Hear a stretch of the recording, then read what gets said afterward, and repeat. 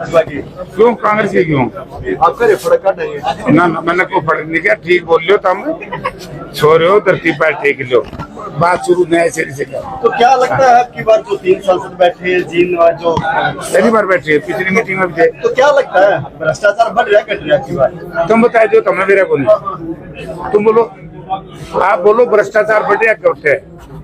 HPSC के assistant professor के paper leak हुए कि नहीं हुए बोल दे रो हाँ ना करो बोलो बोलो पेपर लीक हुए कि नहीं हुए। लेकिन सरकार तो बिना खर्चे पर्चे नौकरी दे रही थी। मैं मान गया सरकार बिना खर्चे पर्चे की बात करती है। सरकार ये बताए कि ज्वाइंट सेक्रेटरी HPSC के दफ्तर में 3 करोड़ रुपए कहाँ से आए बताओ। पूछा था हमने सरकार से सवाल। नंबर 2 अब बात करते नौकरियों। इतना बड़ा धोखा हरियाणा के नौजवानों के साथ बीजेपी गवर्नमेंट ने किया को कर नहीं सकता। यानी कि आपने देखा क्लास 1 क्लास 2 ABC तीनों की भर्ती तो सारी बाहर की 80%। हमें क्या फायदा है सरकार। हरियाणा का कोई बच्चा दूसरी स्टेट में जाकर के ऐसा नहीं कर सकता। हमारा तो नुकसान उसी दिन कर दिया था बीजेपी ने जिस दिन डोमिसाइल खत्म किया समझ गए।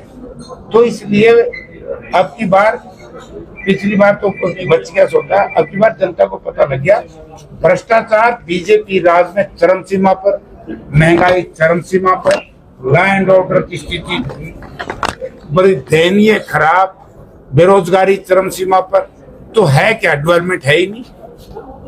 जो जींद में डेवलपमेंट जब चौधरी भूपेंद्र सिंह हुड्डा मुख्यमंत्री थे आप जींद के पत्रकार हैं आप कंपैरिजन करके देखिए।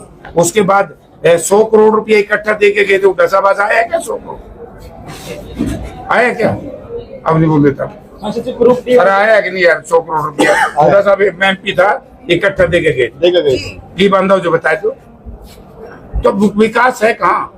हाँ ग्रुप डी का रिजल्ट आया MSc PhD के बच्चे ग्रुप डी में जाने को मजबूर है। देखिए मैं ग्रुप डी के खिलाफ नहीं हूँ मैं लेकिन इस व्यवस्था के खिलाफ हूँ। यानी कि जो हमारा ब्रेन है बेरोजगारी के चलते उसका नाजायज फायदा नहीं उठाना चाहिए। ग्रुप डी में भर्ती होनी चाहिए केवल +2 तक के बच्चे।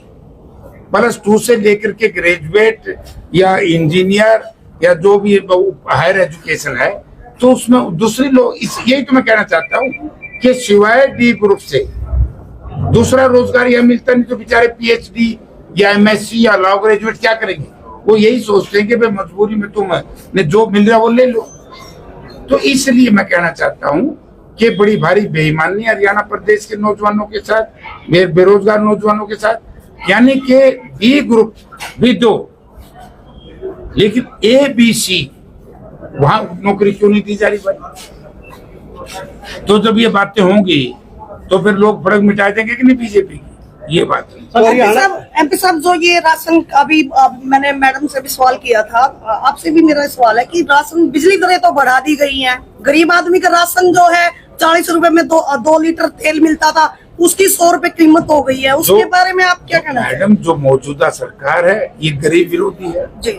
हमारे कहावत थी कि क्या कटड़ा देसी भाषा में कटड़ा कहते हैं काटड़ा बोल रहे घास गले यार इलाज के भूखा मर जाएगा। हाँ। तो भाजपा गरीब की कैसे हो सकती है धनाढ़े लोगों की। आपको सारा दुनिया जानती है कि किस तरीके से लोगों के खून और पसीने की कमाई देश के 10-15 लोग विदेशों में लेकर के बैठे उनका क्या किया है। काला धन लाने की बात की थी कहाँ है। रोजगार देने की बात कही कहाँ है। किसान को MSP देने की बात की कहाँ है। तहसीलदार भी हारता आ गया और मतलब ग्रुप डी तो लगेगा एक हरियाणा के और तहसीलदार भी हार गया। यही लड़ाई है यही लड़ाई है।